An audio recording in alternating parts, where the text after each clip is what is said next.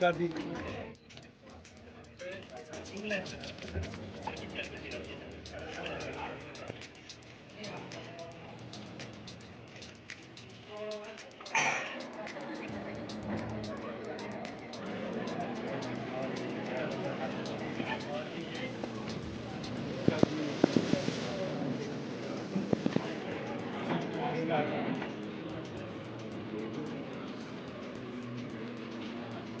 आठवें स्थापना दिवस के उपलक्ष्य में ट्रस्टमैन लीग हर की इकाई के सभी सदस्यों को अपनी ओर से हार्दिक शुभकामनाएं देता हूं, बधाई देता हूं।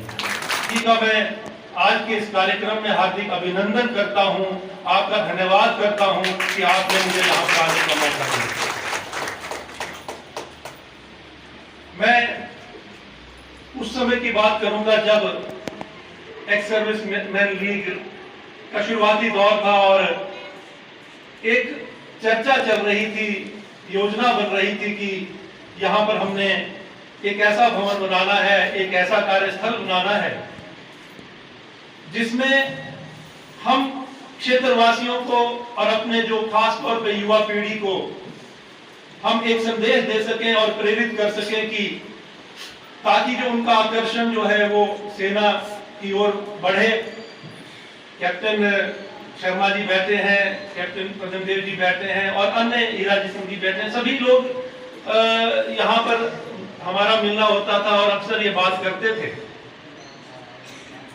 और एक इस बात को चरितार्थ किया आप लोगों ने, आप लोगों की मेहनत ने, सच्ची निष्ठा ने, कि कभी भी जब सच्चे मन से, ईमानदारी से किसी भी योजना को और उसमें सबका एक सामूहिक प्रयास रहता है ईमानदारी से, तो वो कार्य पूर्ण होता है। और आज इसका जीता जागता प्रमाण है इस भवन के निर्माण का।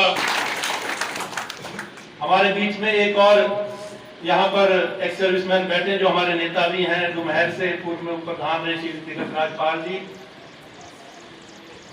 समय का अभाव है, बहुत से यहाँ पर गणमान्य लोग बैठे हैं जिनका नाम लेना चाहता हूं लेकिन समय के अभाव से नहीं ले सकता। उन सबको मैं प्रणाम करता हूं और ये इसको एक मैं सिर्फ भवन की संज्ञा नहीं दे सकता क्योंकि ये अपने आप में सिर्फ भवन ही नहीं है, ये एक संदेश है, ये एक स्मारक है और एक स्मारक है उन वीर शहीदों का जिनकी वजह से जिन्होंने अपनी जान की कुर्बानी दी आजादी की लड़ाई में और देश की रक्षा में जो आज बॉर्डर्स पर दिन रात खड़े हैं, जिनकी वजह से आज हम सुरक्षित महसूस कर रहे हैं, ये उनके लिए स्मारक है, ये उनका स्मारक है। और ऐसा जैसे राजेंद्र पाल जी ने, एसडीएम मंत्री ने अभी कहा अपने संबोधन में कि इन्होंने 3-4 जिलों में इनका जहां जहां कार्यकाल रहा वहां पर इस तरह की कैंटीन की व्यवस्था कहीं पर भी नहीं थी, इस तरह के भवन की व्यवस्था कहीं पर भी नहीं थी। ये और आपका जो आपस में कोऑर्डिनेशन है, क्योंकि कोई भी कार्य तब संभव होता है जब उसमें सबकी सहभागिता होती है और ये आपकी सहभागिता थी और आपका ये सबका आपस में कोऑर्डिनेशन था जिसकी वजह से आज ये संभव हो सका।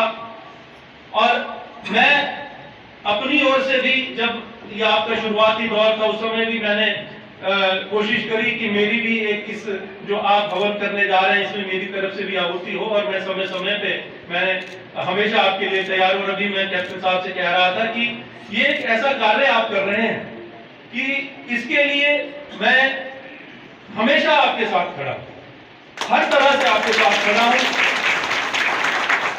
और मैं ये अपने सुझाव देना चाहूंगा कि कैंटीन तो एक रेगुलर एक रूटीन प्रक्रिया है, लेकिन इसके अलावा भी आप ऐसा कार्य शुरू करें। आप ट्रेंड लोग हैं, आप डिसिप्लिन लोग हैं, अनुशासन आपके रग रग में है। आज की युवा पीढ़ी जिस तरह से नशे की ओर आकर्षित हो रही है, मैं चाहता हूं कि हम उन युवाओं को आकर्षित करें, सेना की ओर जो है वो अपना ध्यान रखें कि वो उनको सेना में भर्ती होना है। उसके लिए आप कुछ ऐसी योजना बनाएं, उसके लिए यहाँ पर लाइब्रेरी एक आप विकसित करें, उसके लिए धन की कहीं भी आवश्यकता होगी मैं आपके साथ खड़ा हूं, आपको बजट के लिए कोई कमी नहीं आनी। इसी तरह से मैं ये एसडीएम से भी बात कर रहा था कि मैं चाहता हूं कि आपका ये जो भवन तो बन के तैयार हो जाएगा, लेकिन हमें उन वीर जवानों को भी श्रद्धांजलि देनी है। उसके लिए आज मैं इस मन से घोषणा करता हूं कि जो शहीद स्मारक जो है वो हम जो है यहाँ पर बनाने जा रहे हैं, इसकी आज मैं घोषणा करता हूं। उसके लिए मैं एसडीएम हल्की से कहना चाहूंगा कि आप सभी एक्स सर्विसमैन लीग के साथ बैठक करके जगह का चयन कर लें। जिस तरह से हमारे ध्यान में जैसे जो बातल चौक है ऊपर, वहां पर पर्याप्त जगह है।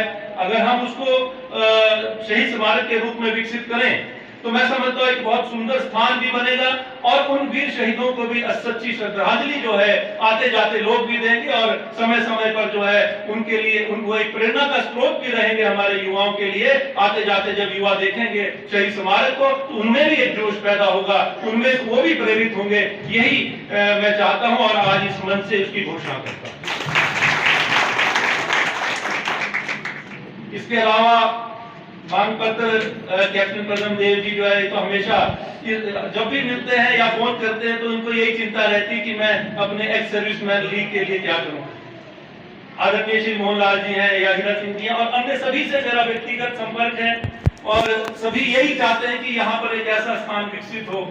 और जैसा कि आपने मांग रखी है कि आपको इसके ऊपर की मंजिल के लिए जो है आपको धन की आवश्यकता है, आज मैं ये जरूर कहना चाहूंगा कि खाली हाथ मैं नहीं आपको देकर जाऊंगा, यहाँ कुछ ना कुछ शगन देके जाऊंगा। लेकिन आज हिमाचल प्रदेश एक बड़े कठिन दौर से गुजर रहा है। जो एक प्राकृतिक आपदा आई उससे पूरा हिमाचल त्रस्त है। मुख्यमंत्री जी ठाकुर सुखविंदर सिंह सुक्खू जी का जो एक सपना था कि हिमाचल प्रदेश को अपने पैरों पे खड़ा करना है, आत्मनिर्भर बनाना है, स्वावलंबी बनाना है, ऐसी आर्थिक योजनाएं जो उन्होंने शुरू की थी उस पर हमारा फोकस था, सरकार का फोकस था। लेकिन जिस तरह की आपदा आई, अचानक आई, उससे हमारा फोकस आज हिमाचल प्रदेश के पुनर्निर्माण पर हो गया, रेस्टोरेशन वर्क पे हो गया है, जिसकी वजह से थोड़ा सा हमारा विकास कार्यों में देरी होगी। लेकिन हम रुकेंगे नहीं, हम इन चुनौतियों का सामना करते हुए आगे बढ़ेंगे, यही हमारा संकल्प है और इसीलिए आपने हमें चुना है। मैं आप सभी का धन्यवाद भी करना चाहूंगा इस मंच के माध्यम से कि चुनाव में, विधानसभा के चुनाव में आपके आशीर्वाद से, आपके सहयोग से मुझे विधानसभा में जाने का मौका मिला। माननीय मुख्यमंत्री जी ने मुझे चीफ पार्लियामेंट सेक्रेटरी के रूप में महत्वपूर्ण जिम्मेवारी दी और न सिर्फ चीफ पार्लियामेंट सेक्रेटरी बनाया बल्कि अपने बहुत महत्वपूर्ण विभाग दिए और अपने मुख्यमंत्री कार्यालय के साथ मुझे अटैच किया। इसके लिए मैं दिल की गहराइयों से आपका हार्दिक धन्यवाद करता हूं।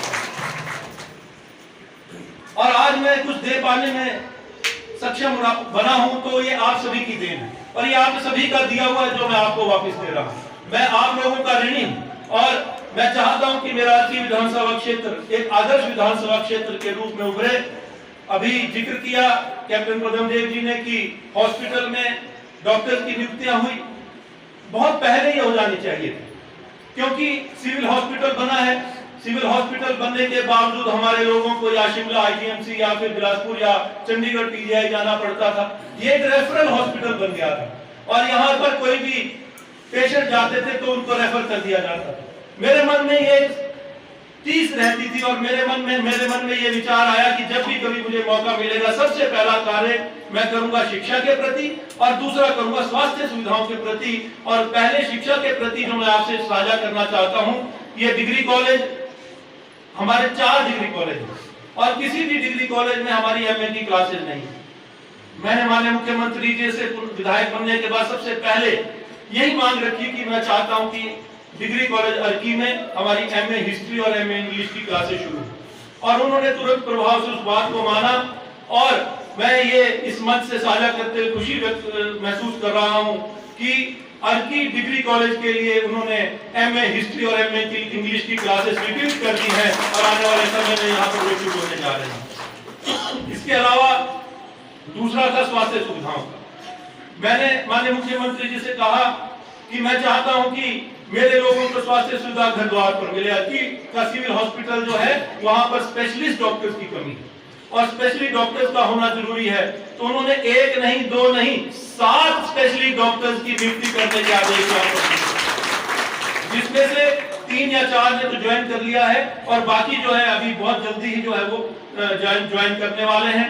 अब रही इक्विपमेंट्स की बात जो आपने कही, तो इक्विपमेंट्स में मैंने यहाँ पर आपको मैं बताना चाहूंगा मैंने 54 लाख रुपए यहाँ पर हेल्थ डिपार्टमेंट को दिए हैं, और जिससे कि एक लेटेस्ट अल्ट्रासाउंड की मशीन आपको हफ्ते 10 दिन के अंदर जो है अर्की हॉस्पिटल में लगने जा रही है। मैं आपको बताना चाहूंगा आने वाले समय में मेरा ये प्रयास रहेगा कि जो भी कमियां यहाँ पर हैं, मैं उन कमियों को चरणबद्ध तरीके से पूरा करूं। और ये ताकत आप लोगों ने दी है, ये लोकतंत्र की ताकत है, ये आप सभी की दी हुई ताकत है, जिसका मुझे सदुपयोग करना है। और मैं जब चुनाव लड़ रहा था तो मैं हमेशा ये कहता हूं कि जब मैं चुनाव लड़ रहा था तो मैं कांग्रेस पार्टी का विधायक, कांग्रेस पार्टी का जो मैं प्रत्याशी था, कांग्रेस पार्टी का मैं उम्मीदवार था। लेकिन आज मैं विधायक बना हूं तो मैं सभी का विधायक हूं, सभी का विधायक हूं जो किसी कारणवश मेरे समर्थन में नहीं थे। और बिना भेदभाव के अर्की विधानसभा क्षेत्र का सर्वांगीण विकास करवाना ही मेरा सपना है। आज मैंने 2-3 योजनाएं जो मैं साझा करना चाहता हूं आपसे, आपको ये बताना चाहता हूं कि मेरा क्या विजन है और मैंने अभी तक इन 8-9 महीनों में मैंने क्या किया है आपके लिए। मेरी जवाबदेही आप लोगों के प्रति है, आपने मुझे चुना है। तो ये मंच है, इस माध्यम से माफी चाहूंगा, थोड़ा समय 5 मिनट एक्स्ट्रा ले लूंगा, लेकिन ये जानना आप लोगों का हक है, आप लोगों का अधिकार है कि आपने जो प्रतिनिधि चुना है उसने अभी तक क्या किया। ये 2-3 बातें तो मैंने की जो मैंने आपके समक्ष रखी, लेकिन एक बहुत बड़ी योजना जो मैंने आप लोगों के लिए लाई है वो लाने जा रहा हूं। हमारा बाड़ीधार का क्षेत्र जो है, एक यहाँ पर पर्यटन की अपार संभावना है, ये बयान तो बहुत सालों से बहुत लोग देते आ रहे हैं, लेकिन मैंने इसको मूर्त रूप देने की कोशिश करी है। और यहाँ के लिए एक रोपवे की जो योजना जो अपने एमएलए प्रायोरिटी में विधायक प्राथमिकता में डाली है, ये मैं आपसे साझा करना चाहता हूँ, जिसपे लगभग जो है 150 से 200 करोड़ रुपए खर्च आएगा। उसकी डीपीआर बननी शुरू हो गई है और आने वाले समय में बहुत जल्दी ही जो है उस पर कार्य शुरू होने जा रहा है, और ताकि यहाँ से पर्यटन की दृष्टि से हमारा ये क्षेत्र विकसित होगा। 4 लेन जो है वो पिपलू घाट के पास से जाएगा। 0 पॉइंट जो हमारा जहां से रोपवे शुरू होगा वो स्वावा गांव है, पिपलू घाट से 500 मीटर की दूरी पे, वहां से वो रोपवे शुरू होगा। और इसके अलावा 103 बीघा की जमीन मैं बधाई देना चाहूंगा एसडीएम अर्की को भी, कि जब मैंने इनसे कहा कि मैं चाहता हूं कि मेरे विधानसभा क्षेत्र का एक लैंड बैंक जो है आप बना के तैयार करें। अर्की विधानसभा क्षेत्र में हमारी कितनी ऐसी जमीन है जहां पर हम योजनाएं ला सकते हैं, जहां पर हम नई योजनाएं जो है वहां पर विकसित कर सकते हैं। तो इन्होंने सबसे पहला काम एसडीएम का जो यहाँ पर इन्होंने ज्वाइन किया, तो सबसे पहला काम किया लैंड बैंक बनाने का, और उसमें ये पाया कि 103 बीघा जमीन जो है बाड़ीधार में हमारी सरकार की जो मौजूद है, जिसमें कि हम आने वाले समय में पर्यटन का एक बहुत बड़ा जो है एक प्रोजेक्ट हम लाने जा रहे हैं, ये मैं आपको बताना चाहता हूं।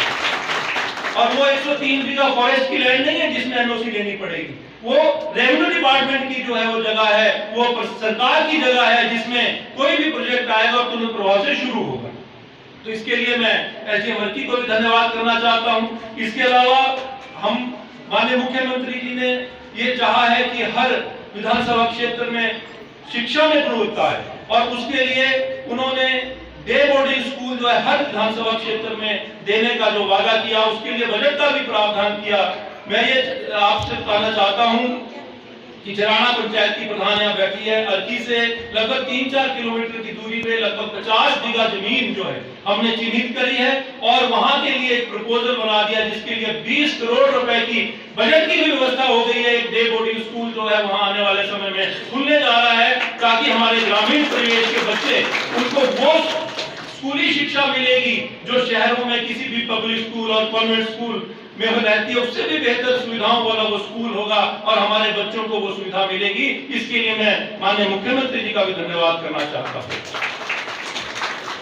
इसके अलावा भिन्न क्षेत्र के अलग योजनाएं हैं, चाहे वो दाड़ला क्षेत्र है, चाहे वो दिगल क्षेत्र है, चाहे वो जयनगर क्षेत्र है। आने वाले समय में चरणबद्ध तरीके से हम सारी योजनाओं को पूरा करेंगे, और जो 10 गारंटी योजनाओं का घोषणा पत्र आपके समक्ष हमने रखा था, जो हमने वादे किए थे, उसमें से सबसे पहला वादा ओल्ड पेंशन स्कीम को लागू करने का था। ये कहा था जैसे ही सरकार बनेगी तो पहली कैबिनेट की बैठक में हम ये फैसला लेंगे कि ओल्ड पेंशन स्कीम लागू करनी है, और आपने देखा कि पहली कैबिनेट की बैठक में माननीय मुख्यमंत्री जी की अध्यक्षता में ओल्ड पेंशन स्कीम को लागू करने का फैसला लिया गया। इसके लिए मैं माननीय मुख्यमंत्री जी का धन्यवाद करना चाहता हूँ। इसके अलावा एक बहुत महत्वाकांक्षी योजना जो हमने बजट में जिसका प्रावधान किया है, और हमने चुनाव से पूर्व आपके बीच में जब आते थे तो हम माताएं बहनें यहाँ बैठी आपके समक्ष ये कहते थे कि हम दूध की एक ऐसी योजना लाएंगे जिसमें 80 रुपए लीटर दूध खरीदा जाए। आज उसको मूर्त रूप देने का कार्य जो है हमने शुरू कर दिया है। ये जो बजट अभी हाल में बजट सेशन हुआ, इसमें हमने हिमगंगा के नाम से एक दूध की योजना वही लेकर आ रहे हैं, जिसके तहत जो है वही वादे हम पूरा करने जा रहे हैं, जिसके तहत हमारे ग्रामीण क्षेत्र की आर्थिकी बढ़ेगी, खासतौर पर माताओं बहनों की आमदनी बढ़ेगी। इसके लिए भी मैं धन्यवाद करना चाहता हूं माननीय मुख्यमंत्री जी का कि वो जो दूध की योजना जो हमने वादा किया था वो बड़ी जल्दी जो है आपको मिलने वाली है। इसके लिए बजट का प्रावधान करने के लिए मैं माननीय मुख्यमंत्री जी का धन्यवाद करता हूं। बहुत सी ऐसे काम हैं जो हम करने जा रहे हैं, थोड़ा सा रुकावट जो ये प्रकृति ने जो हम डाली है, लेकिन हम इन चुनौतियों का स्वीकार करके आगे बढ़ेंगे। उसमें एक चीज और मैं कहना चाहता हूँ कि कोई भी कार्य जो है आप लोगों के आशीर्वाद के बिना पूर्ण नहीं हो सकता। मैं चाहता हूं कि आपका ये जो आशीर्वाद मुझे विधानसभा के दौरान मिला, चुनाव के दौरान मिला, ऐसा ही आशीर्वाद जो है आने वाले समय में मिलता रहे, ताकि जो मैंने इस सपना सोचा है, जो अपने सपना देखा है कि अपने अर्की विधानसभा क्षेत्र में जो बहुत सा कार्य होने को है, उन कार्यों को मैं धरातल पर उतारूं और अपना एक विजन जो है उसको मैं धरातल पर उतारूं और आने वाली पीढ़ी को, जो युवा पीढ़ी है, उनको कुछ ऐसा देकर जाऊं कि ताकि वो आने वाले समय में अपना भविष्य सुरक्षित रख सके। उनकी जो रोजगार के साधन यहाँ सृजित करने की योजनाएं जो मैंने सोची है उनको मैं लाना चाहता हूं। उसके लिए मुझे आपके आशीर्वाद की जरूरत है। इन्हीं शब्दों के साथ एक बार फिर से मैं आप सभी का धन्यवाद करता हूं। और जो मांग रखी है भवन निर्माण के लिए, तो उसमें शुरुआत करने के लिए, काम शुरू करने के लिए 3 लाख रुपए देने की मैं घोषणा करता हूं। और ये भी वादा करता हूं, आपको पता है मेरी नेचर जो मैं कहता हूं वो करता हूं। कैप्टन साहब, ये मैं आपसे वादा करता हूं, सभी सदस्यों से भी वादा करता हूं कि निर्माण कार्य रुकने नहीं दूंगा। जहां 3 लाख रुपए की राशि खत्म होने को होगी, आपको उतनी राशि और मैं उसी समय आपके पास पहुंच जाएगी। इन्हीं शब्दों के साथ आपका बहुत बहुत धन्यवाद। जय हिंद, जय हिंद।